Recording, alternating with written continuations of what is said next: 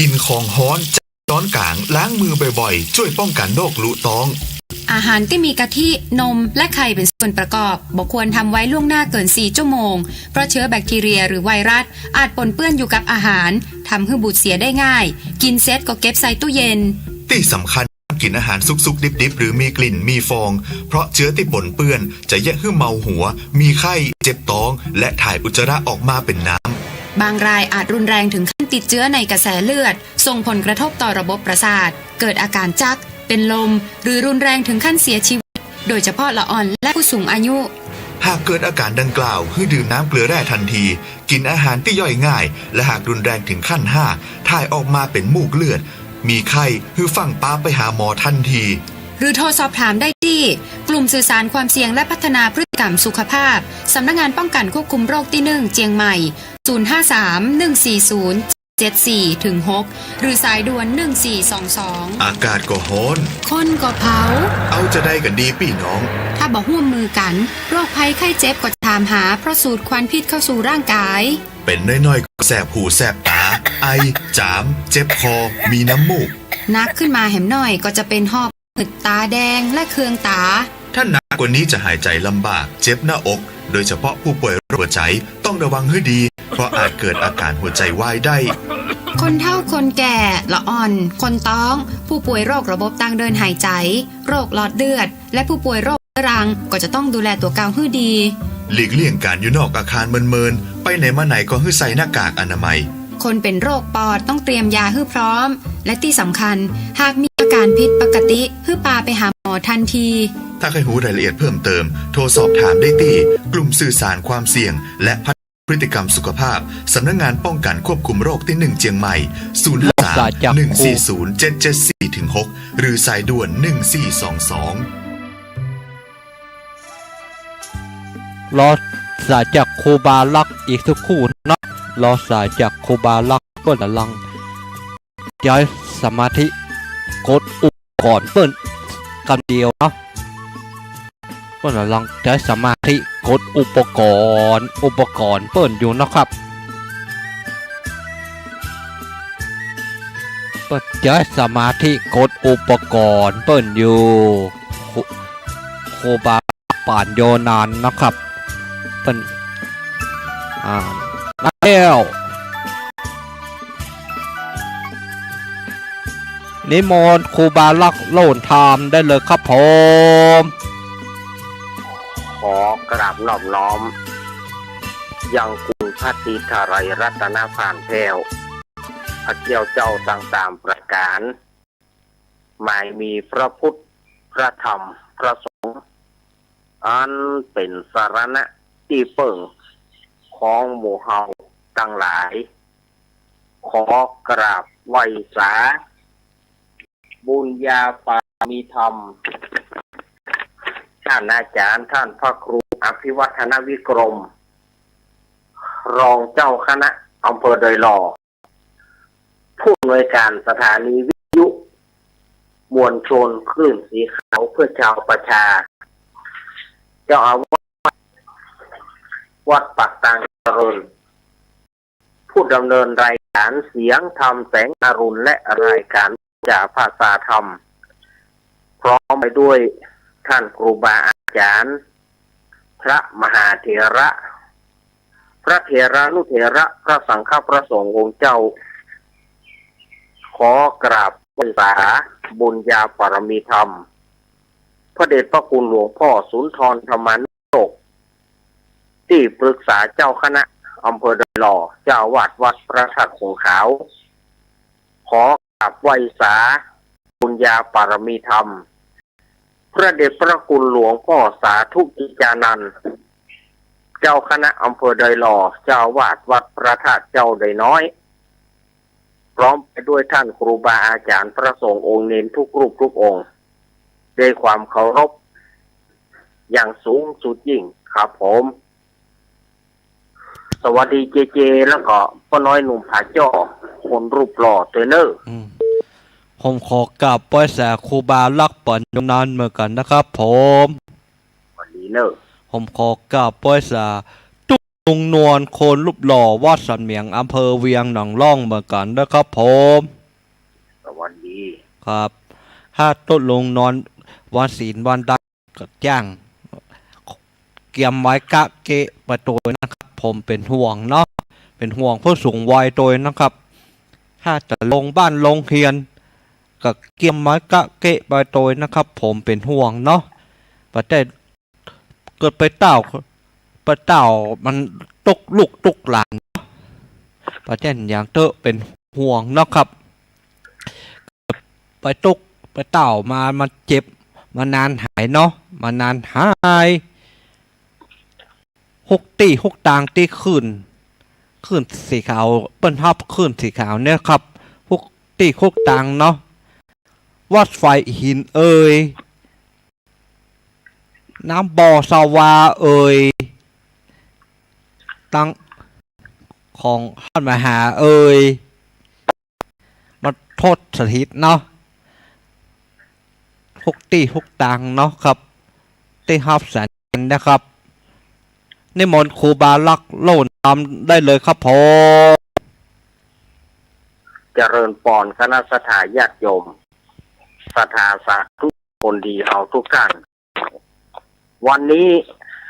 อ่านสารธรรมยามบ่ายยามแรงก็มาปะกับสถาญาติโยม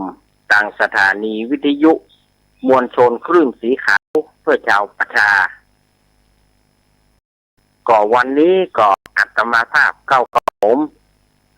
สามเณรรักปัญญาวัดสันเมืองตำบลหนองร่องอำเภอเวียงหนองร่องจังหวัดลำพูนเป็นผู้รับผิดชอบดำเนินรายการแทนท่านอาจารย์พระมหาสมบัติชาตะปัญโยวันนี้เปิ้นบอกว่างอาตมาก็มาดำเนินรายการวันนี้ก็เขาจะมาปาขันบ่ายสามแต่ครั้งแรกนี่ถ้าวันพัดเนี่ยอาตมาจะอยู่ถึงวันพัดนี่จะอยู่ถึง4 โมงก่อนเนาะวันพัดนี่จะอยู่ถึง4 โมงถ้าว่ารายการปาจานสัญญาณจากตอนลำปางเปิ้นบ่แม่อาตมาปล่อยมาปากันช่วง4 โมงถึง5 โมงรายการนี้ออกอากาศสถานีวิทยุพระพุทธศาสนาการศึกษาและวัฒนธรรม 104.50 วัดไฟหินตำบลสุเทพอำเภอเมืองจังหวัดเชียงใหม่โดยเมตตาธรรมของท่านอาจารย์ท่านพระครูสมุวิสุวัฒน์วรากิจโจสถานีวิทยุพระบาทอุดมน้ำบ่อสาวาอำเภอฝางไม่ใช่ 89.50 เมกะเฮิรตซ์โดยเมตตาธรรมของพระเดชพระคุณหลวงพ่อสุจิตตานุรักษ์ด็อกเตอร์ท่านอาจารย์จำเริญโชติธรรมโมสถานีวิทยุห้วยตองซักเรดิโอ 98.75 เมกะเฮิรตซ์วัดห้วยตองซักตำบลกวางเปาอำเภอจอมทองจังหวัดเชียงใหม่โดยเมตตาธรรมของหลวงพ่อวาปีวรมานิบัดเดี๋ยวนี้มีทำแล้วเนอะบัดดังนำละตะกี้ดังอยู่นะพออาตมาเปิดจะเข้ารายการ3 โมงนี้พอเขาว่ามันบัดดังนำละแต่อาตมาก็เปิดไว้นอกกันนะเปิดไว้นอกกันนะเปิดละไว้ถ้ามันออกมาว้าวก็จะว่ามันดังละแต่ตอนนี้ยังบัดดังมีปัญหาทำแล้วเนอะกะหักตะคืนนี่ได้นี่ตะคืนนี่บ่ได้นี่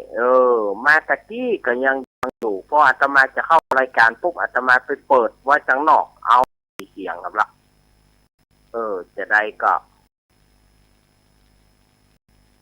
เนาะสถานีวิทยุมนเสียงธรรมมาละอุ้ยขนมาละไว้สะดุ้งสถานโยมสะดุ้งเดี๋ยวอาตมาขอไปหลีมันคำเดียวเนอะอาตมาจะเปิดแหงไปหน่อยด้วยเสียงมันสะท้อนเดี๋ยวอาตมาขอคำเดียวเนอะ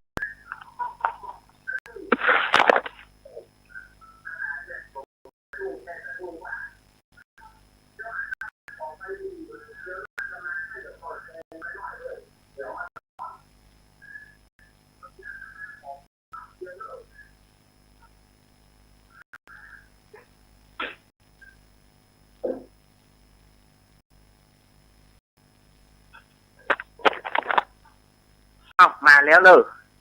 มาละจะมาเปิดมันเต็มแบบ เล่นแบบแหงอะมาละ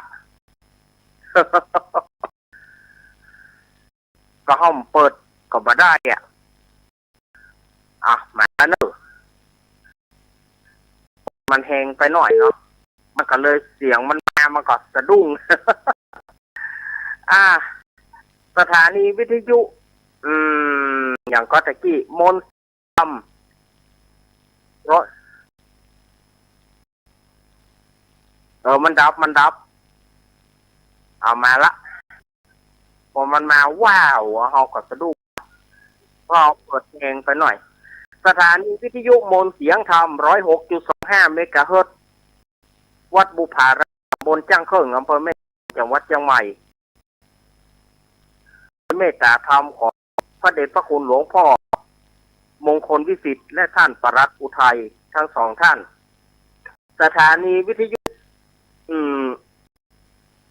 แม่วางเรดิโออำเภอแม่วางสถานีวิทยุสีปันเงินเรดิโอปะทองสถานีวิทยุบ้านแป้นเรดิโออำเภอเมืองจังหวัดลำพูนและสถานีวิทยุคลื่นสีขาว 106.50 เมกะเฮิรตซ์วัดบรรพตสถิตตำบลพระบาทอำเภอจังหวัดลำปางโดยเมตตาธรรมของท่านพระมหาสมชาติชาตปัญโยสถานีวิทยุลำปางสตาร์ 101.25 เมกะเฮิรตซ์จังหวัดลำปางของคุณจารุณีมาแล้วเนอะมาปะตอนวันนี้เป็นวันพฤหัสบดีเป็นวันพัดที่25วันนี้เนาะเป็นวัน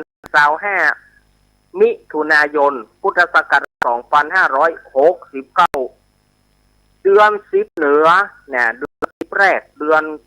8แรกเดือน8ให้ออกมานี่11ค่ำโอ้วันนี้เหมาะวันนี้เหมาะเนอะวันนี้เพิ่นบอกว่าขี้ไร้เกิดเป็นดีวันนี้เหมาะเฮ้ยวันนี้นะเป็นวันครูตัวเป็นวันพัดตัวเนาะวันนี้วันเหมาะเนอะศรัทธาญาติโยมสาธุชนทั้งหลายวันเวลาก็ผ่านไปจะเที่ยงเดือนแถมแล้วทายาทโยมแถม2-3 วันจะเที่ยงเดือนแถมแล้วจะเที่ยงเดือนแถมแล้ววันนี้วันที่25แล้วเหลือ5 วันจะเที่ยงเดือนแถมแล้วโอ้อัดเสียงอาตมาอย่าไปตั้งลำติดกัน อู้ไปเสียงอาตมาจะไปตั้งลำปางไปจิกนี่นะสถานญาติโยมเฮ้ย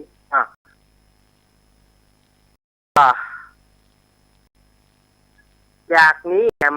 ประมาณเดือนปลายน้อยจะเข้าภาษาแถมแล้วสถานญาติโยมจะเข้าภาษาแถมแล้ววันเวลานะมันวันเวลาเนี่ยมันกำเดียวเอาเผลอไปกำเดียวก่อนค่ำกำเดียวก็แจ้งกำเดียวก็ค่ำก็แจ้งเด็กก็เติงกินข้าวไงบัดตานอิ่มเถอะนี้เมื่อตอนจะเอาอย่างกินโป้นเมื่อตอนก่อห่วงเมื่อแรงเหรออันนี้สำหรับสถานคารวะญาติโยมนะ สถานคารวะญาติโยมนะกินข้าวไงอิ่มแล้วไปซอกหยองไว้ละจะไปการบอกเป็นอันการละซอกหยองไว้เหรอเอาไว้เมื่อตอนแล้วเอาแหมเล่าก็แรงแหมแล้วไอ้คารวะญาติโยมมันหมุนเวียนกันนี้เดี๋ยวนี้สะพ่องไปกาดแล้วกาดแรงมีหน่อยไปซอกหาละจะเอาของกินมาเนี่ยนะขับเข้าของสถานญาติโยมมันบัดตึกบัดเต้า มันตึกบัดเต้าแน่สถานญาติโยมเนาะมันเดียวกับอันนั้นเดียวกับอันนี้น่ะเนาะ มาวันนี้ศรัทธาญาติโยมก็จะไปลืมเนอเดือนหน้าเนอวันที่12กรกฎาคมก็จะไปตานเตียนจะไปถวายตานเตียนที่วัดโสภณารามห้วยงูในห้วยงูในอำเภอฝางก็น้อมเจริญเจริญพรเนอเวียงป่าเป้าสถานลำปางสถานหลับปูนสถานเชียงใหม่สถานใกล้หิมสิมวันตกวันออกของคนเหนือบ้านใกล้เงินเชียงหัวระเบียงติดต่อกันต่อไปวันที่12กรกฎาคมมันเป็นวันอาทิตย์วันอาทิตย์ที่12กรกฎาคมเนอะอันนี้ก็อาตมากระแจ้งนะแล้วก็วันที่30บ่ใช่วันที่30นี่หยังโอ้ยหัวเนาะวันที่21ไปฝางก็ขึ้นไปดอยอินทนนท์ก็จะไปเปิ้นจะไปถวายเทียนแล้วก็เปิ้นจะวางศิลาฤกษ์สร้างพระธาตุเจดีย์พระเจ้าหัวรัชกาลที่10หรือว่าพระธาตุองค์ที่3ที่ดอยอินทนนท์เอาเสื้อกันหนาวประตูเนอะศรัทธาญาติโยมจะไปว่าโพโทมันหนาวนะจะไปว่านะมันหนาวนะเอาเสื้อเอาไปตัวถ้าฝ่ายจะไปฝ่ายจะไปผ้าตุ้มผ้าเติมถุงเท้าถุงเนี่ยต้องเอาไปตัวเพราะอันมันหนาวศรัทธาญาติโยมมนปุ้นอาตมาเคยไปมาละมันหนาวเอาไปตัวเนอะแล้วไปหนาวคนเฒ่าคนแก่ผู้สูงอายุนี่ไปเผื่อไปหนาวนี่ยุ่งเอาอย่างตัวเหี้ยวางศิลาฤกษ์เจดีย์องค์ที่3พระธาตุพระเจ้าอยู่หัวกับปากันไปเนอะกับบ้านกับไปชายแดนพุ่นนะเดือนสิงหาคมการชายแดนอีสานไปจะเลือกไปจังใดตามใจของศรัทธาโยมเนอเอาละเมื่อมาปะกันวันนี้อาตมาภาพได้สัญญากับญาติโยมว่าเมื่อวันอังคารที่แล้วมาอาตมาเอานิทานที่อาตมาเล่าแล้วที่สถานีอื่นแต่ว่าสายใต้เฮาบ่ได้ฟังเมื่อสายใต้เฮาบัดอาตมามีเวลาชั่วโมงเดียวกันเนี่ยบอกว่าจะได้มาบอกว่าจะได้มาช่วงที่นิทานนี่มันยาวเดี๋ยวเอาไว้อังคารหน้าอังคารหน้าอาตมาจะเอาปิ๊กมาเล่าเนาะเพราะมันยาวอยู่มันว่านิทานมันยาวถ้าไปเล่าช่วงเดียวมันก็บ่เลี้ยวมันก็บ่เลี้ยวเพราะช่วงหน้าไม่มั่นใจว่าจะได้มาก่อ ไม่มั่นใจเอาไว้อังคารหน้าเนาะมันเต็ม2 ชั่วโมงเนาะมันจะดูตั้งได้เล่านิทานให้ญาติโยมได้ฟังเอาวันนี้ก็ก่อนอื่นก็จะได้เกี่ยวกับการเข้าพรรษาเนอะศรัทธาญาติโยมไหนมันจะเข้าพรรษาแล้วก็เอาเรื่องเข้าพรรษานี่มา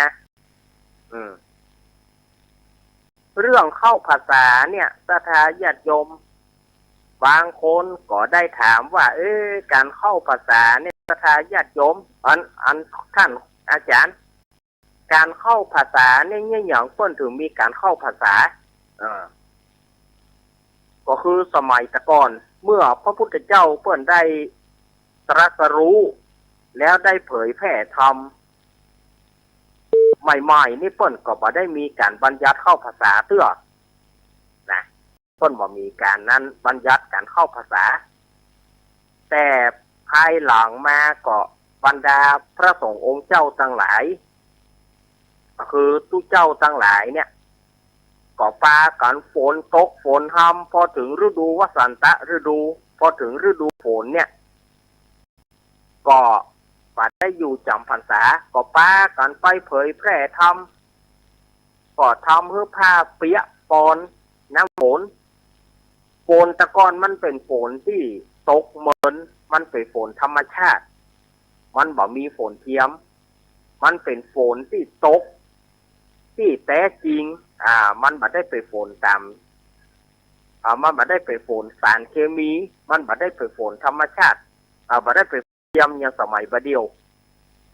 ฝนบัดเดียวจะว่าฝนเทียมก็ได้มันจะตกกับคำเดียวฝนสมัยตะกอนนี่มันตกเลิงตกซึ้งในสมัยนั้นก็บรรดาเหล่าพระสงฆ์องค์เจ้าทั้งหลายก็พากันไปเผยแพร่ธรรมแล้วฤดูกาลนั้นมันเป็นหน้าเปิ้นปลูกแหน่หน้าเปิ้นทำแหน่แต่ว่าพระสงฆ์องค์เจ้าก็พากันเตียวเป็นบะเลิกเบิกเบอหย่อมคันแหน่เปิ้นกะหย่อมคันแหน่เปิ้นกะหย่อมเข้าหย่อมกาเปิ้นหวานปากันไปหย่อมใส่แมงดาพ่องจักแตนพ่องกบเขียดพ่องงูดินพ่องสมัยก่อนงูดินมันนักหรองูดินก็ปากันไปหย่อมของเปิ้นเข้ากาของกาซัดกาตายกันเบ้อเป็นที่เปอะที่โลกผ้าความเป็นที่จูดีเอาแล้วผ้าสมัยตะก่อนทุกเจ้าสมัยตะก่อนนะพระทายาติโยมปัจจัยว่าจะได้ซื้อผ้าปัจจัยว่าจะได้ยิบผ้าอย่างสมัยเดียวนะต้องไปเอาผ้าบางสกุลพระเนนสมัยตะก่อนเช่นพุทธกาลเนี่ยปัจจัยจะมีโยมถวายผ้าอย่างสมัยนี้เรื่องผ้าผ่อนผ้านุ่งของทุกเจ้าเนี่ยผ้านุ่งของพระเนนเนี่ยไปจักบางสกุลเอาไปจักบางสกุลเนี่ยผ้าที่ปกศพสมัยก่อนศพฝังก็เอาผ้าที่ปกศพนะผ้าที่เอาผ้าหายที่ยกที่แงกให้หูก็ไปพอผ้าจีวรของทุกเจ้าที่เปิ้นไปห้อยตะเข็บต่อน่ะคือสมัยก่อนเปิ้นได้ผ้ามามันแปลงแนวอย่างนั้นน่ะได้ผ้ามาหน่อยก็เอามายิบได้ผ้ามาหน่อยก็มายิบว่าจะได้เป็นผืนเนี่ยมันเป็นการที่ว่าเนี่ยมันบางง่ายสมัยบัดเดียวนี้ไปไหนสังฆพันธ์จอมทองร้านสังฆพันธ์ต่างๆปันละกระเตอจะเอาผ้าชนิดไหนจะเอาผ้าแบบแปลงสุดหรือว่าจะเอาผ้าแบบถูกสุดสมัยบัดเดียวนี่มันมีกว่าสมัยตะกอนต้องไปจักเอาต่ำสถานที่บ้านศพสถานที่ศพอาหิโอปาจาสถานที่ผ้าเหี่ยวผ้าหายผ้ายกผ้าแยกอันเนี้ยในสมณะของทุกเจ้าไปจักบางสกุลเอามาแล้วเอามาเย็บแล้วทีนี้ฤดูฝนเข้ามาเนี่ยการนุ่งผ้านุ่งครัวมันก็เหี่ยหายยายหยาด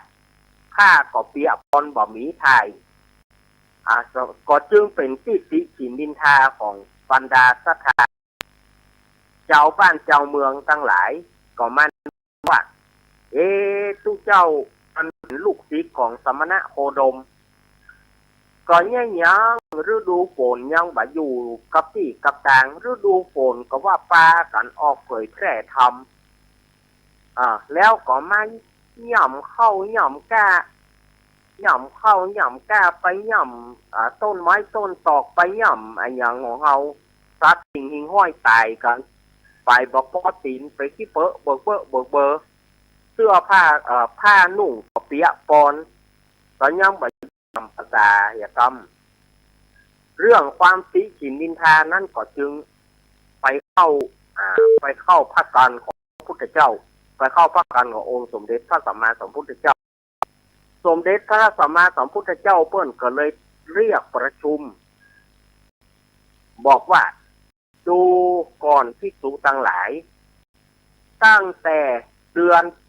8แรม1ค่ำว่าบ้านเฮาว่าเดือน10เหนือแรม1ค่ำไปจนถึงเดือนเสียงเพลงไปจนถึงเดือนเสียงเพลงหรือว่าเดือน11ใต้นี่น่ะ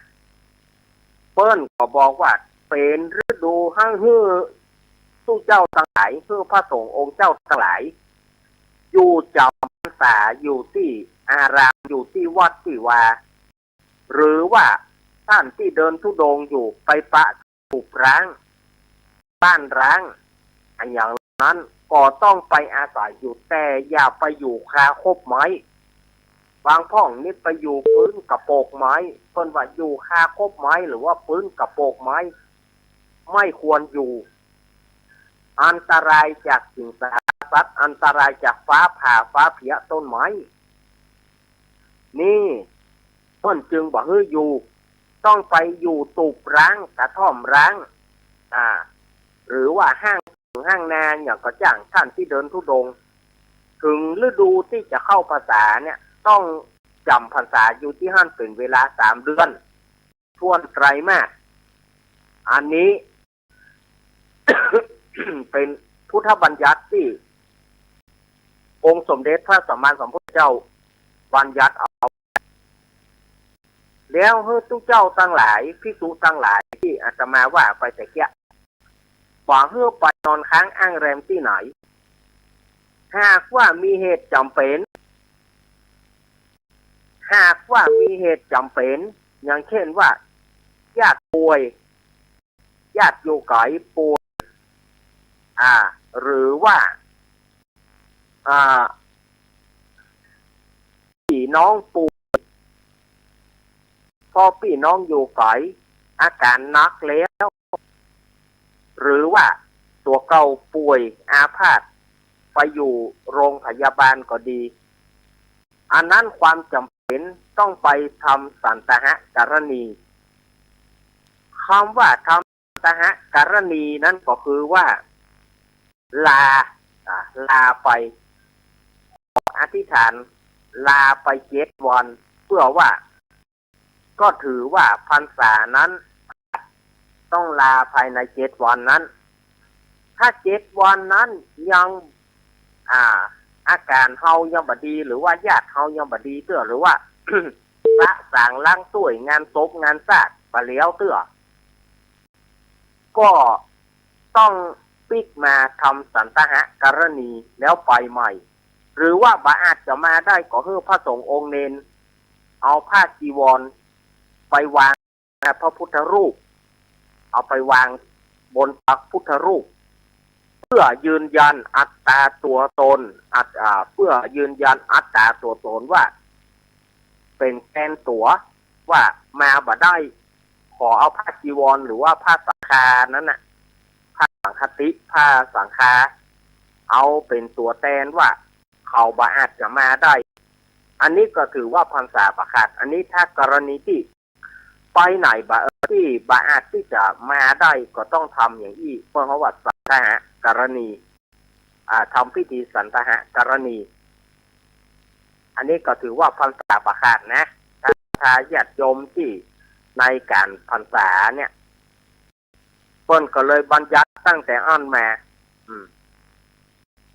บางคนบอกว่าโอ้ท่านอาจารย์แต่ที่ท่านอาจารย์ตู้เจ้าสมัยก่อนต้องไปเอาผ้าบางสกุลผ้าต่ำผ้าเหี่ยวผ้าจ้าผ้าเหี่ยวผ้าหายอ่านก็เอาก็มีเพื่อไปดูชายจีวรของพระสงฆ์เจ้าก็มีหอยเย็บนั่นแหละหอยยิบหอยต่อน่ะคือได้ผ้าต่อเนาะต่อเนะได้ผ้าต่อเนาะต่อเนะมันไม่ใช่ได้ผ้าเป็นพื้น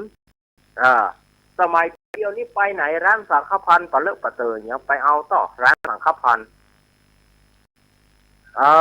ร้านสังฆพันธ์ร้านอย่างต่างๆปะเลอะปะเตยเดี๋ยวไปซื้อเอาก็ได้สมัยตะก่อนกว่าพระสงฆ์องค์เนนจะได้ผ้าผืนหนึ่งต้องเอามาทำเมื่อทำแล้วก็ต้องไปหาแกนบรรนุนไปหาแกนไม้บรรนุนนี่นะเอามาต้มแล้วย้อมคือเอาผ้าเขาแก่ย้อมผ้าต่างๆจะเอาปักก็จะเอาสีเหลืองก็หาไม้เหลืองมาสีเหลืองก็หาอย่างเหลืองมาแล้วก็มาต้มแล้วก็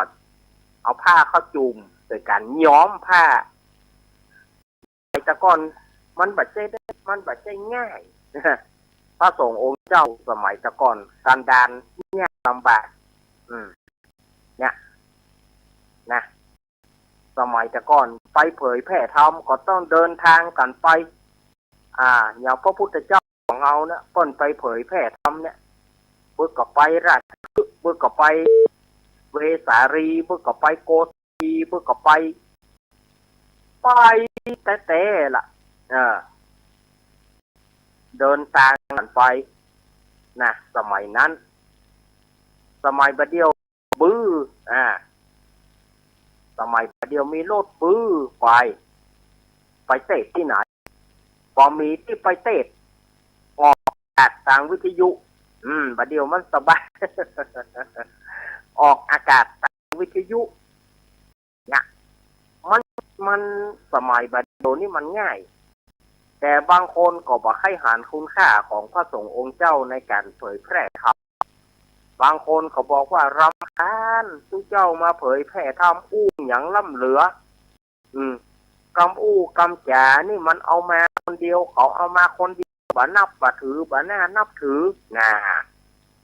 บางคนก็ตำหนิเตียนนะบ่ใช่ว่าอย่างอาตมาเขานั่งธรรมเพื่อออกอากาศทางวิทยุนี่นะคนก็บ่ชอบเบื่อการฟังบางคนก็เบื่อการฟังทุกเจ้ามาบรรยายธรรมบรรยายอย่างล่ำเหลือตัวเก่าเนี่ยเอาตัวบรอดมาเปิ้นบางคนก็ตำหนิตีเตียนบางคนช่วงจากว่าอาตมาเขาพระสงฆ์องค์เจ้ามาสอนศรัทธาญาติโยมความจริงนั้นบ่ได้เป็นการสอนแต่มาการชี้แจงชี้แนะชี้นำเพื่อญาติโยมจะไปทางนี้หรือว่าจะไปทางอื่นญาติโยมจะเอาทางไม่ญาติโยมจะเอาทางธรรมหรือว่าจะเอาทางกิเลสตัณหามันก็ขึ้นอยู่กับญาติโยมละ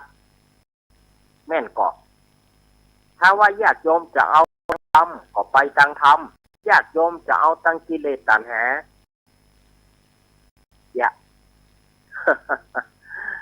อันนี้อาตมาบ่ได้ว่าไปนะเขาก็ต้องก่อนว่าอาตมาบ่ได้ว่าเฮ้ยไปบางคนก็จ้วงจากทุกเจ้าออกวิทยุมันอย่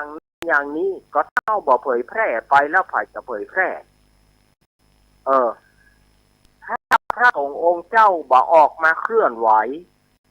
พระสงฆ์องค์เจ้าบ่ออกมาเผยแพร่ธรรมใครจะมาเผยแพร่ธรรมสู่ศรัทธาญาติโยมศรัทธาญาติโยมก็มีที่ฟังเมื่อบ่มีที่ฟังก็ขาดที่ยึดเหนี่ยวเอาง่ายๆว่าโซนใต้บ่ได้มีสถานีเอาง่ายๆเนาะโซนที่เฮาดอยหลอดจอมตองเวียงหนองล่องปากทางบ้านโฮงบ่ได้ยินเสียงสถานีวิทยุห้วยตองซักเรดิโอบ่ได้ยินเมื่อบ่ได้ยินแล้วศรัทธาญาติโยมก็บอกว่าบ่ได้ฟังธรรมเลยบ่ฮู้ความเคลื่อนไหวเลยนั่นละอันนี้เพื่อฟังบ่ได้ถ้าญาติโยมบ่ได้ยินร้อนน่ะละบ่ได้ยินน่ะท่านอาจารย์ถ้าวิทยุดีแล้วศรัทธาญาติโยมก็ปากันประมาทฟังบ่ได้อันนี้อาตมาบ่ได้ว่าให้ญาติโยมเลย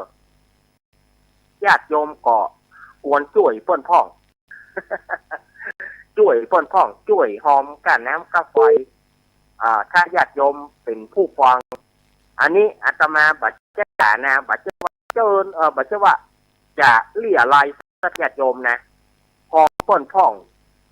เพื่อเปิ้นจะได้นำเอาไปเวลาที่มันอุบัติเหตุขึ้นมาเวลาที่มันอุบัติเหตุเวลาที่มันเกิดฉุกเฉินมันเกิดปัญหาขึ้นมาเปิ้นก็จะเอาปัจจัยเหล่านั้นนะไปซ่อมไปแซม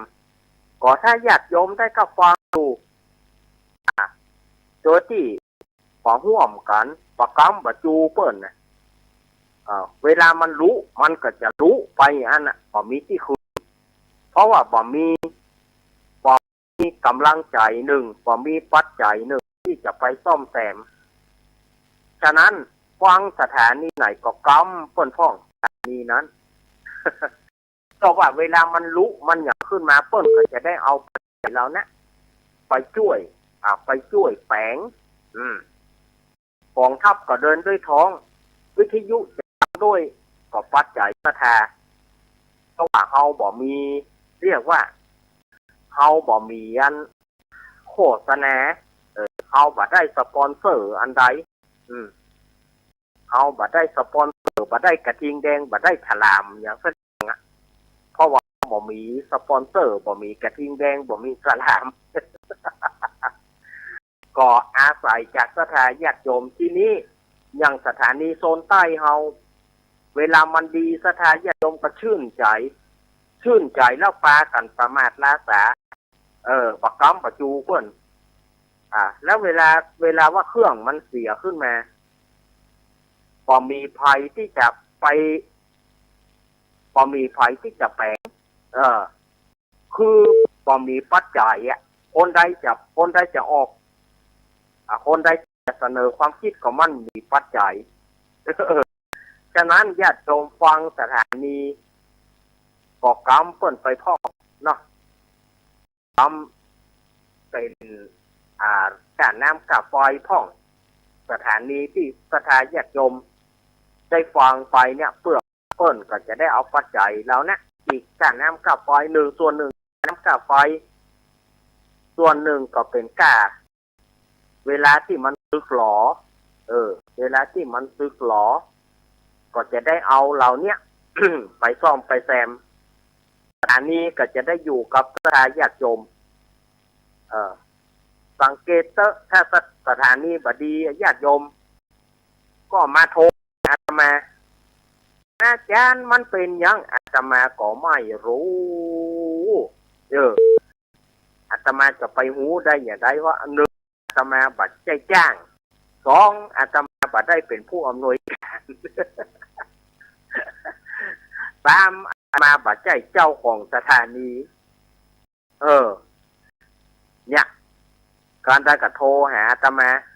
ฟังฟังอยู่ตอนนี้อย่างบดังท่านอาจารย์เอาบางคนอยู่เชียงใหม่โทรมาหาอาตมาสถานีเชียงใหม่เป็นอย่างอาตมาจะไปหูได้จัดใจเนาะอาตมาจะไปหูได้จัดใจบางคนโทรมาหาอาตมาอันนี้มันอย่างมันบดังท่านอาจารย์เนี่ยบางคนก็ใส่อารมณ์นะบางคนอาตมาบอกหูเนอะบอกหูได้อยู่กับวิทยุยังบอกหูใส่อารมณ์ต่างๆอาตมาจะหูได้อย่างไรโยมฟังสถานีไหนก็แจ้งไปที่สถานีนั้นกันบางคนโคตรบางคนโคตรครูบาอาจารย์รูปนั้นยังบอกออกครูบาอาจารย์รูปนี้ยังบอกออกเปิ้นไปไหนก็อาตมาก็ไปหูกับเปิ้นเพราะว่าครูบาอาจารย์แต่ละองค์บ่ได้อยู่วัดเดียวกับอย่างหลวงปู่ดอยเปิ้นก็อยู่เวียงป่าเป้าท่านอาจารย์มหาสมชาติอยู่ลำปางอาจารย์วรรณชัยก็อยู่ปุ้นบนดอยปุ้นแปะปุ้นท่านอาจารย์ถ้าพ่อครูอภิวัฒนวิกรมอยู่ปากกลางเจริญแต่ละองค์ก็จะอยู่วัดเดียวกันแสดงญาติโยมบางคนโคตรต้นไปไหนเนี่ยบางทีเขาก็ว่าเขาบอกหูนี่อย่างต้นไปไหนป้อบอกหูพ่องอาตมาก็ไม่ใช่อยู่วัดเดียวโอ้สถาญาติโยมบางคนก็ใส่อารมณ์กันเต้นบอกก้อยอู้กันนะใส่อารมณ์กันฉะนั้นจะไปใส่อารมณ์เพื่อมันบาดดีสมมติว่าสถานีเกิดอุบัติเหตุมาสถาญาติโยมเพิ่งเกิดใจไว้เลยว่า บางทีอุปกรณ์ส่วนใดส่วนหนึ่งเปิ้นน่าจะเสียก็ควรกำเปิ้นกำกันน้ำกาไฟเปิ้นผลละเล็กผลละน้อยกำกันน้ำกาไฟที่เปิ้นห้องไปกันน้ำกาไฟเนี่ยก็เพื่อการซื้อกรอของเครื่องทรงเพื่อการซื้อกรอของอุปกรณ์ไม้ก็ดีมิกก็ดีขังก็ดีคอมก็ดี เวลาที่มันเสียมาเนี่ยมันก็อาศัยจากญาติโยมนะถ้าญาติโยมเป็นคนฟังก็หอมเปิ้นไปพ่อถึงมดถึงนะบอกว่าจะเป็นอะไรอย่างกระจ้างอินเทอร์เน็ตอะไรอย่างกระจ้างเถอะถ้าญาติโยมบ่หอมเวลามันลุกขึ้นมาญาติโยมนะญาติโยมนะเป็นตุกเอาอย่างท่านอาจารย์มันอย่างมันบาเดียมันอย่างมันบาเดียโถอีป้ออีแม่ง่อมนะอีป้ออีแม่มาได้ฟังธรรมะจะตายเดียวเนี่ยเอาไปว่าอย่างอันได้ฟังจะตายแล้วบางคนทุกขเวทนาไปจะตายแล้วจะไปตายอย่างไรว่าเดี๋ยวเอาปลามากับบทเดือดเอาปลามาพระสงฆ์องค์เจ้าตั้งหลายพระสงฆ์องค์เจ้าก็ช่วยนั่นนะ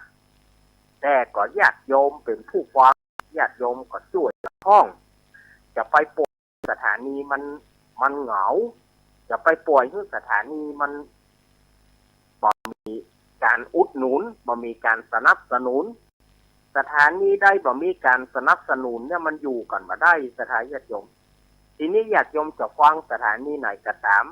ที่เป็นสถานีวิทยุในเครือข่ายมวลชนขึ้นสีขาวเนี่ยสถานญาติโยมก็กำจูพ่องป่าใจว่าอาตมาจะว่าคือสถานญาติโยมออกตึงหมดก็ป่าใจนะพร้อมกันร่วมกันทำบุญทำทานกับเพื่อนพ่องเพื่อว่าสถานีจะได้อยู่กับเราวิทยุจะได้อยู่กับเราเครื่องส่งวิทยุจะได้อยู่กับเราอันนี้อาตมาก็เชิญชวนคณะสถานญาติโยมนะฟังสถานีไหนก็ช่วยค้ำจูสถานีนั้นสะบ้องก็เอาไปหอมที่ต้นมันปุ้น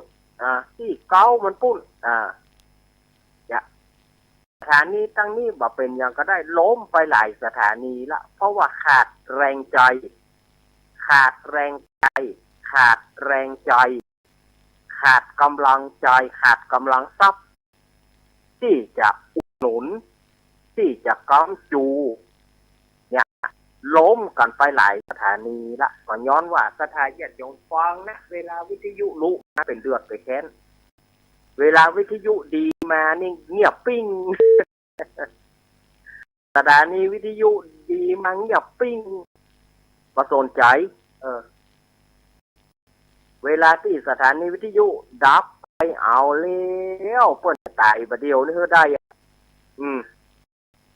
จะเป็นจะตายบัดเดียวเฮอได้ดิ้นดะสถานีบัดดีเวลาสถานีดีแล้วก็ดักกันไปบ่กำบ่จูบ่สนุนเปิ้นเฮาบ่มีแห่งสนับสนุนเปิ้นบ่มีแห่งสนับสนุนเปิ้นจะเอาที่ไหนมาช่วยแฝงเวลาที่มันลุมันค่ำขึ้นมามันลุมันเก่ามาตึกหรอขึ้นมาสถานญาติโยมวันนี้เป็นแทนโจมเนอะวันนี้เป็นตัวแทนโจมว่าจะว่าโจมอย่างโจมเพื่อให้สถานญาติโยมได้เข้าใจถึงจุดลึกของสถานีวิทยุ จะไปคิดว่ามันดังเลยดีเนี่ยเวลาที่มันดังแล้วก็ที่ช่วยกันอุดหนุนค้ำจูสถานีวิทยุเพื่อจะให้มันอยู่กับเฮาเมินเพื่อผู้บริหารงานเปิ้นจะได้นำเอาปัจจัยที่ญาติโยมฮอเนี่ยคนน้อยเนี่ยเปิ้นก็จะเอาไปเปาะคอมกันเวลาไปซ่อมส่วนที่มันสึกหรอขึ้นมาเกิดมันอุบิเหตุขึ้นมา เพื่อมันอุบิเหตุมาแล้วมันบ่มีไผที่จะค้ำจูมันบ่มีอันอุปกรณ์มันบ่มีปัจจัยที่จะซ่อมแซมเครื่องทรงมันก็อยู่กันบ่ได้สถานญาติโยมอันนี้นะจะไปหันว่าม่วนนะสถานญาติโยมจะไปว่าม่วนบ่ได้ จะไปว่าม่วนบ่ได้อันนี้มันอย่างว่านะรถมันติดถึงบะกำน้ำมันบะหมี่น้ำมันกระเดียวมาก็หมดเครื่องโซ่กันใจวันค่ำมาค่ำกระเดียวมาก็ซื้อกรอนะสถานญาติโยมเดียวมาก็ซื้อกรอไปละเมื่อมันซื้อกรอไปไม่กะอย่างกะอินเทอร์เน็ตกะของกะคอมกะกำเดียวมันก็บ่ไหวละ มันก็ซื้อกรอไปเดียวตัวนั่นขาดไปตัวนั่นขาดไปเนี่ยสถานญาติโยมก็ต้องกำจูกันไปพ่องเนอจะไปปล่อยที่สถานีแต่ละสถานีเนี่ยมันขาดการดูแลเอาใจใส่นะถ้าขาดการดูแลเอาใจใส่แล้วบ่มีไฟใจใส่แล้วก็สถานีก็ต้องยุบไปนะอันนี้ยุบไปแล้วสถานญาติโยมกำนั่นได้ฟังละกำนั่นให้จนตาเป็นเลือดก็ได้ฟังละ เนี่ยสถานญาติโยมจะไปว่าอาตมาโอ้ปากนะได้ปากอาตมาเขาก็ช่วยกันตลอดช่วยประชาสัมพันธ์ไปเนี่ยช่วยกันอย่างเงี้ยถ้าญาติโยมช่วยกันเนี่ยจะเอาไปหอมที่ไหนก็มีที่หอมโยมก็ฝากครูบาอาจารย์ฟังครูบาอาจารย์ท่านใดก็ฝากครูบาอาจารย์บัดเดียวมันง่ายมันจะตายบัดเดียวคนมากระตึงได้สถานญาติโยมมันง่ายบางง่ายนี่หอมปัจจัยถ้าได้10 บาท9 บาทก็หรือว่าถ้าฟังรายการอาตมาก็มาหอมที่อาตมาเฉพาะที่ใกล้นะที่ใกล้ที่ใกล้กับอาตมาเนี่ยเวียงหนองร่องบ้านเวียงหนองร่องติดกับตะจ้างปูเลยนี่ก็หอมที่อาตมาก็จะเอาเพื่อเอาถวายท่านบิ๊กบอสจะได้เอาเรียกว่าเอาโป่งไฟเวลาที่สถานีวิทยุเกิดปัญหาขึ้นมาก็จะได้แก้ไขว่าอย่างมันบัดดีตัวใดมันบัดดีเนี่ยสถานญาติโยมว่าปัจจัยว่าโอ้เวลาวิทยุดีแล้วโซ่ฟังเมื่อใดก็ฟังม่วนท่านอาจารย์ฟังม่วนท่านอาจารย์ฟังม่วนก็ได้กระม่วนบัดได้เวลามันรู้มาเอามันละเดือดละมันเนี่ยอย่างมันบาดีเนี่ย นะสถานญาติโยมก็ดูกันฉะนั้นฟังสถานีไหนก็ตามก็ควรค้ำจูสถานีนั้นไปเวลาอาตมาหมดเสร็จแล้วเนอะถ้าหากว่าสถานีขึ้นสัญญาณลำปางครูบาอาจารย์ต้นมาก็จะถวายครูบาอาจารย์แต่ถ้าเปิ้นบ่มาอาตมาจะมาต่อช่วงที่2เนอะเอาเจียงกันอีกกันนะอู้กันอีกกันนะเจอยู่ก็เจเวลาหมดเวลาหมดละแต่เดี๋ยวถ้าว่าเดี๋ยวก็ดูครูบาอาจารย์เนอร์ถ้าฟังเปิ้นบอกมาก็มาต่อเนาะเดี๋ยวจะมาคักคำเดียวเนาะเจริญพร